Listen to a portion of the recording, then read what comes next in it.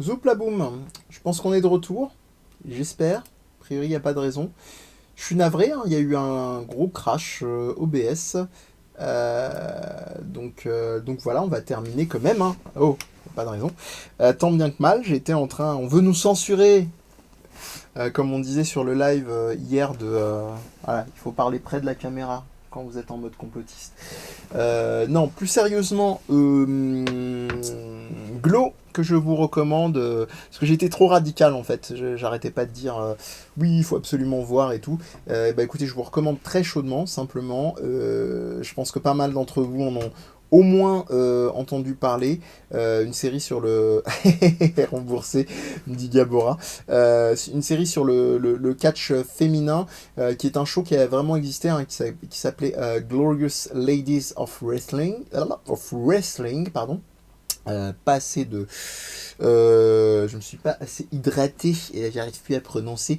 Donc voilà, une très très chouette série où, ironiquement, le catch est capable d'être autant au premier plan qu'au second.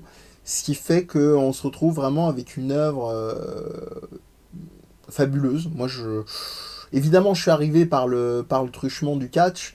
Je suis arrivé par un deuxième truchement qui est Alison Brie, dont j'avais déjà parlé pour Community, qui est une actrice fabuleuse et qui là encore crève l'écran à bien des niveaux.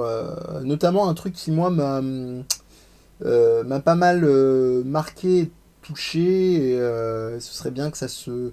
Bon, il y a des cas et des rôles hein, féminins où c'est le cas, mais une prise de risque, je mets des guillemets parce que ça reste quand même quelqu'un d'une beauté assez dingue, de jouer avec très peu de maquillage. Ou alors c'est un maquillage qui est très très subtil. Je suis pas assez spécialiste sur la question, mais voilà, donc ça donne un personnage vraiment, voilà, quand on sent qu'elle est usée, c'est pas juste des mots quoi. Gabora qui nous dit que tu remets ton message d'avant le crash. C'est un vrai débat, je trouve. La liberté d'expression totale en humour passe désormais très mal. J'ai vraiment du mal à me positionner franchement. Doit-on se censurer pour ne pas choquer? Vaste question. Non. Non, non, non, non. Moi, je le répète toujours. On a tendance à dire. Moi, je le dis avec, entre guillemets, des mots simples. Évidemment, il y a des enjeux politiques, il y a des discours, et il y a des gens, quand tu as une tribune, moi je parle toujours de la responsabilité, tu vas dire des choses qui vont pouvoir toucher, etc. Après, de là à devoir faire du cas par cas et de ne plus pouvoir secouer les gens sur leur positionnement, c'est par exemple, typiquement, on a très souvent des points sur lesquels on n'est pas d'accord avec Amir et Olivier du podcast Viens, on en parle. Est-ce que ça nous empêche de nous amuser ensemble et justement d'argumenter autour. Il n'y a pas de réponse en réalité. Il n'y a pas de réponse. Moi, la seule réponse, c'est de faire gaffe, toujours être très attentif aux dérivés et à l'humour et à tout discours hein, qui peut passer par l'humour, qui peut passer par ce qu'on appelle le soft power. Je vous en parlais la dernière fois avec la culture populaire japonaise. Donc toutes ces tribunes, ça peut être une série télé, ça peut être un film, ça peut être voilà, ces lieux qui sont des endroits d'où sortent des discours et de faire gaffe à la portée de ces discours.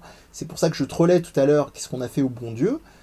La question, elle est même plus tant de se dire c'est drôle, c'est pas drôle, parce que de toute façon, tu peux pas changer totalement radicalement quand tu as été conditionné des décennies.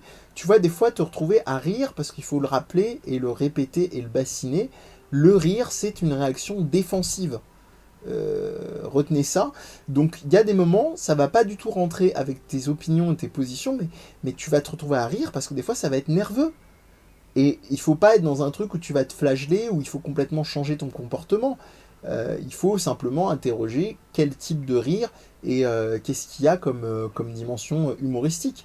Et le vrai problème, c'est quand ça porte atteinte, je disais le dire avec des mots simples, c'est quand ça porte atteinte au vivre ensemble. C'est là où je trouve que c'est problématique. Et moi, je trouve qu'il y a à la fois des problèmes dans les discours par rapport au vivre ensemble avec certaines thématiques humoristiques, notamment racistes et sexistes, mais aussi, et je trouve, c'est là l'autre vrai problème si on se concentre sur l'humour, c'est une paresse, quoi. Je trouve que c'est une putain de paresse des humoristes de se dire ah c'est rigolo, je sais que les gens vont tomber dedans. Alors s'il y a quelque chose qui vient vous taper après dans un second, un après-coup, et que c'est vraiment écrit de manière à ce que hop, tu balances un truc trash, donner l'exemple de Pierre-Emmanuel Barré hier. Voilà, moi je trouve que c'est intéressant parce que derrière, il vient sur de l'humour trash, sexiste, en apparence raciste, etc. Mais en réalité, son discours sert tout autre chose. Donc là, ok. Mais quand c'est un truc qui vient uniquement servir tes intérêts, comme disent les anglo-saxons, to serve your own agenda, donc vraiment venir soutenir que ton petit confort bourgeois, non. Non. Ça, là, c'est plus possible par contre. Là, je dis rembourser, Gabora. Donc tu dis, Gabora, il y a un gros bad buzz récemment pour Kyron qui avait posté une blague sur les tatouages des juifs dans les camps de concentration. Il est désormais blacklisté par son agent sous la pression de nombreuses personnes du monde du cinéma. C'est de l'humour très noir pour le coup, mais qui pour moi n'était pas très choquant. Et là encore, je n'ai pas de famille qui a été victime de la Shoah. Après, c'est toujours la faculté à pouvoir se mettre à la place d'eux. Moi, je fais toujours le pari on en parlait, hein, mais des êtres humains à pouvoir avoir une forme de faculté à se mettre à la place, voire une certaine forme d'empathie, parce qu'il ne faut pas trop demander non plus, c'est difficile par moments dans des cas extrêmes comme celui-ci. Après, évidemment, et là je ne vais pas botter en touche sur un politiquement correct, la question la question juive au sens très large du terme, qu'elle englobe dans son package la question forcément de la Shoah qui est très difficilement indissociable. Oui, c'est une réalité que c'est très délicat de faire de l'humour sur la question juive, mais qu'il faut distinguer de quelle question juive on parle. Est-ce qu'on parle vraiment de l'enjeu de la question juive, notamment de la Shoah? Et je ne sais pas, je n'ai pas la blague, je n'ai pas le contexte de la blague, donc ce sera difficile pour moi de me prononcer. Ou est-ce qu'on parle aussi d'une certaine forme de petite bourgeoisie, de petit Gotha d'entre-soi, comme disait aussi Yeti tout à l'heure. Mais attention, Gotha qui concerne tout le monde, pas que les juifs. Faut pas charrier, quoi. Et c'est ça la grosse différence de l'amalgame. Il faut faire gaffe, qui est évidemment des Gotha, des cercles fermés, des trucs qui soient plus ou moins occupés par les juifs, avec ce fameux délire que toutes les richesses sont détenues par les juifs, théorie du complot, ce que tu veux, c'est un truc qui est fondamentalement à distinguer de l'être juif et même par extension aussi de cet amalgame avec le judaïsme, parce qu'il y a très souvent derrière... oh là, j'en fais tomber mes figurines de catcheur. Voilà, ça secoue, ça... Forcément, c'est sulfureux. Non, pour revenir et rester à la dimension sérieuse, il faut se prononcer, faut arrêter les conneries, quoi. Il y a un moment, il faut pas que ça vienne qu'on se retrouve à ne plus pouvoir simplement dire des choses simples, et pas botter en touche non plus pour du politiquement correct. C'est absurde. C'est absurde. Et oui, c'est vrai, c'est une réalité. On se retrouve à prendre 15 milliards de précautions verbales, mais le souci, Gabora qui précise le contexte de la blague c'était, j'ai eu un rencard avec une juive, elle m'a demandé mon numéro, je lui ai dit que nous, on a des noms. Alors attends, j'ai eu un rencard avec une juive, elle m'a demandé mon numéro. Ah oui, d'accord, pardon, excuse-moi. Alors, oui, alors là c'est compliqué, hein, isoler les trucs comme ça aussi. Je suis pas très. Quand je dis je suis pas partisan, hein, que ça bloque pas non plus la discussion, mais je me pose la question, quelle est la suite aussi du sketch? Est-ce qu'il amène à un moment, effectivement, à cogiter, ou est-ce que c'est uniquement, et c'est ça qui m'emmerde, un effet de sidération, un point Godwin, ouh là là, ouf, il a évoqué la Shoah. Voilà. Oui, numéro, effectivement, ça y a pas de souci, j'avais saisi, j'ai eu un moment de flottement, mais je sais pas, j'ai pas le reste de, j'ai pas le reste de, il faut pas toujours un contexte absolu, hein. Il y a des fois, il y a des formes où il est vrai qu'il y a des termes. Allez, on va prendre un exemple simple, même s'il est simpliste. la blague de texte, qui, soit dit passant, pour moi n'a jamais été drôle. Il fait même pas partie de la classe de ceux qu'on a mis dans les ringards, genre rire et chanson et je sais pas quoi. Je suis désolé.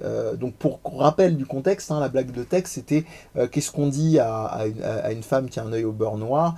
Rien, on lui a déjà dit, quoi. Enfin, ou un truc, une saloperie comme ça. En plus, le pire, c'est que les gens tombaient des nues. Je suis désolé, alors là, je vais faire mon instant boomer de l'archive. Ça, c'est des blagues. Elles popaient régulièrement dans les grosses têtes ou la classe de Fabrice, quoi. Faut pas se leurrer. Les gens sont sidérés de la même manière que les gens, effectivement, sont outrés en redécouvrant Friends aujourd'hui. Et c'est vrai que c'est intéressant, c'est rafraîchissant de voir qu'il y a, de regarder Friends aujourd'hui. Il y a des trucs qui sont quand même particulièrement nazes et un peu, un peu complètement oppressifs aujourd'hui en termes d'humour. Mais si on prend l'exemple de Friends, et je reviendrai à ce qu'on discutait juste avant, et ensuite je regarde vos commentaires, si on regarde bien, Friends, il faut voir aussi ce que ça a permis d'accomplir. Est-ce que ça excuse les blagues nazes? Non. Non, mais le propre de l'humour, c'est aussi d'aller explorer sur une dimension poil à gratter. Mais il faut simplement se demander, et moi je suis fervent défenseur de ça, est-ce que déjà, quelle est la dimension du contexte? Est-ce que derrière, je vais évoquer quelque chose?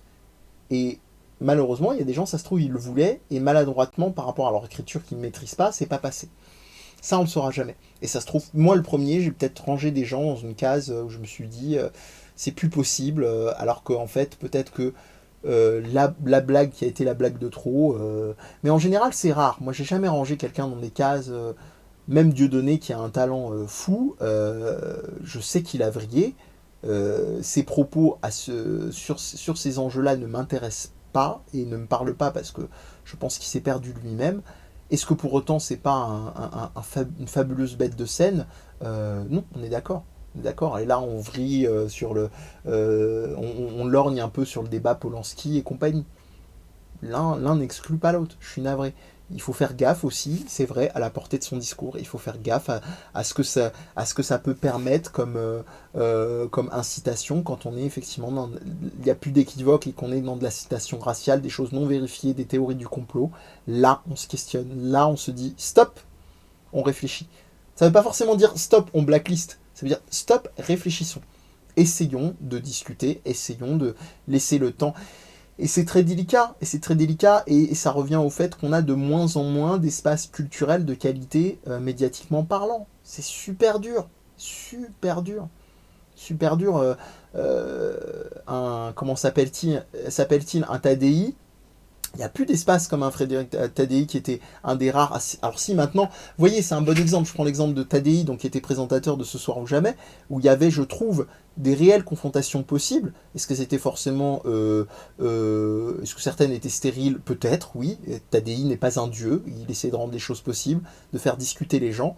Mais au moins, il permettait sans cloisonnement. Et il avait, je trouve, une carte d'invités très, très, très large, très vaste, et qui n'était pas simplement des traquenards pour les gens de droite, et uniquement une manière pour briller pour les gens de gauche et une certaine forme de bien-pensance.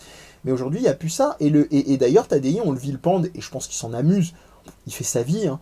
Il a repris une émission qui est superbe, qui est sur le même modèle, qui s'appelle, je crois que c'est Interdit d'interdire d'ailleurs. Toujours dans le troll, je l'aime beaucoup pour ça. Il est chez Russia Today aujourd'hui. Russia Today qui pour beaucoup, alors je sais pas, j'ai jamais suffisamment creusé l'affaire, mais qui serait donc une antenne de Poutine, quoi. Donc voilà, je ne sais pas. Toujours est-il que ce que je sais, c'est que ces émissions, moi j'ai pas l'impression que la proposition elle est là, interdire d'interdire, et ben, elle est tenue, son émission elle est chouette, c'est de qualité, ça insulte pas l'intelligence des gens, j'en demande pas plus. Oui, le support est dégueu et effectivement ça fait du clic à Russia Today, mais moi j'espère qu'une chose, c'est qu'il y a un moment, si les gens vont sur éventuellement des chaînes, si on en arrive, si elles vont sur des chaînes, ça ne justifie pas, mais sur des chaînes où effectivement il y a peut-être des suspicions, ça veut dire que l'état du paysage audiovisuel français, ça de toute façon déjà la télé, on voit le casse-gueule pas possible, mais même des formats qui sont proposés sur les chaînes publiques, est catastrophique. Catastrophique. Bon, France TV se soulève un peu et fait des très belles choses. Je vous invite à aller voir. Alors, je vais regarder les coms, parce que je suis parti. Je suis désolé, hein, je suis un peu monologué. Je vous ai un peu oublié en route. Donc, c'était juste un post Twitter. Il poste genre 50 vannes par jour sur Twitter. La blague de texte à 50 ans, ouais, c'est sûr. Sushi, je dois y aller. Ciao, Sushi, excuse-moi, un au revoir très, très décalé, très tardif. Gabora, oui, voilà, bah. C'est parfait, t'as anticipé au moment, j'allais dire Ricky Gervais qui est un patron du game au niveau du tweet problématique. Voilà. Ricky Gervais avait été aussi épinglé pour une blague, oui, exactement, sur laquelle d'ailleurs, en mode jusqu'au boutiste, il a ouvert un de ses spectacles. Il ouvre un de ses spectacles avec ça, il en fait 15, 20, 25 minutes, quoi. Mais avec ce côté, justement, moi je trouve, alors je comprends à 2000% que ce terme-là, il insiste en fait, le running gag, c'est cet ancien sportif athlète médaillé olympique qui a fait une transition, donc en l'occurrence ce qu'on appelle post-op, donc qui a eu une opération chirurgicale, parce que les transitions lorsqu'on est trans ne sont pas nécessairement chirurgicales, des fois elles ne sont même pas forcément ce qu'on appelle hormonales, donc avec une prise de médoc, elles peuvent être simplement par un changement de look, d'apparence vestimentaire, ce qu'on veut, pour rappel. Mais oui, je peux comprendre totalement que ça soit insupportable pour certaines personnes, le fait qu'il insiste en boucle sur un humour un peu de gamin, comment dire, oui, mais je comprends pas, mais finalement en fait il avait juste accepté de laisser derrière lui une bite massive et une énorme paire de couilles. Enfin voilà, il a un running gag hors contexte comme ça paraît naze au possible, mais c'est son personnage, et c'est son personnage de troll qui, pour moi, dit quelque chose aussi d'un autre truc qui est aussi dangereux que justement les accusations de discrimination, etc. C'est, alors ça m'embête parce que le terme, et je lutte là-dessus, mais quand je dis galvaudé, c'est la bien-pensance, quoi. C'est cette dimension du non plus. On peut plus rien dire, parce que ça c'est faux. On n'a jamais pu autant dire qu'aujourd'hui. Mais c'est plutôt cette idée que on dit tout sans hiérarchisation. Moi je trouve qu'en ce moment, on peut tout dire. Tout, et il y a des canaux pour le faire, et même des gens qui ont été condamnés par la loi peuvent, heureusement ou malheureusement, avoir des... Enfin, quand c'est condamné par la loi, c'est plus tricky, hein. Je pense à des Zemmour et machin, et je trouve que c'est problématique que des bonhommes se fassent, alors qu'il y a des condamnations objectives d'incitation à la haine, etc. Et bon, Zemmour n'est pas humoriste, malgré lui, on va dire, avec ses conneries, mais voilà, là, Ricky Gervais, moi je trouve, ne soyez pas d'accord avec moi, c'est absolument pas un souci, et j'espère simplement que ce sera pas malaisant pour qui écoute cette émission, mais je trouve que dans sa posture qu'il a, il vient mettre en avant qu'il faut distinguer les hiérarchisations au niveau de discours troll, soi-disant on ne peut plus rien dire, et que la réalité c'est plutôt qu'on dit tout, et qu'on le dit souvent à tort et à travers, sans aucun temps, sans aucune pause, sans... Twitter, c'est le modèle de ça, quoi. Et Ricky Gervais, il le sait. Tu nous dis donc Gabora, Ricky Gervais aussi avait été épinglé pour une blague anti-trans, donc il a recommencé encore sur le simple principe que pour lui qu'on lui interdise une vanne, c'est une raison supplémentaire de le faire à nouveau, part du principe que c'est le rôle de l'humoriste d'avoir cette liberté totale. Alors, je suis toujours embêté avec le liberté totale, mais en tout cas, moi sur l'idée, si ça sert un propos, et moi je maintiens que même avec ce qu'il peut y avoir de dimensions gênantes concernant Ricky Gervais, il y a quelque chose derrière. Ça nous dit quelque chose. Si j'ai autant déblatéré pendant 15-20 minutes, moi je pense et je maintiens que, après, que ce soit malaisant, qu'on puisse lui faire entendre quelque chose d'accord, la dimension de interdire, moi il y a toujours une expression que j'ai toujours souhaité bannir, et j'ai déjà été confronté à ça, même à un très modeste niveau médiatiquement, ne jamais dire à quelqu'un face à soi qui dit des énormités, vous ne pouvez pas dire ça. Parce que c'est pas vrai. C'est pas vrai. La personne peut dire. Et c'est le pire boulevard que vous puissiez faire à quelqu'un d'extrémiste, de radical, c'est de dire tu peux pas dire ça. Parce qu'il va vous répondre soit en mode gamin, un peu à la Ricky Gervais, bah si, la preuve, mais sauf que Ricky Gervais c'est gamin, mais je trouve avec quand même une subtilité, une certaine forme d'intelligence, même si elle est, on est d'accord, elle est pas agréable. Euh, Après, vraiment dire tu ne peux pas dire ça, c'est s'exposer et c'est fermer le débat. Et je vais faire, je vais terminer sur la politique de comptoir, mais c'est ce genre de phrase, c'est ce genre de rhétorique, vu qu'on parle souvent de Clément Viktorovitch ici, qui ferme toute possibilité de discussion et qui, je pense, je répète, hein, c'est vraiment de la politique de comptoir, a fermé les discussions et a ouvert un maximum d'extrémisme. Vraiment. Et c'est problématique. Voilà. Donc je termine avec les remarques de Gabora et je pense qu'on s'arrêtera là. Tu me dis ce soir ou jamais, c'est une vraie mission d'utilité publique. Je suis d'accord, c'était. J'ai encore utilisé au présent, comme quoi. Quel dommage qu'elle paraissait si tard. On n'a plus de vrai. Regarde interdit d'interdire. Regarde interdit d'interdire. Il y a toutes les émissions qui sont disponibles sur la chaîne YouTube de Russia Today. C'est le même esprit. C'est très chouette. C'est super stimulant. Voilà.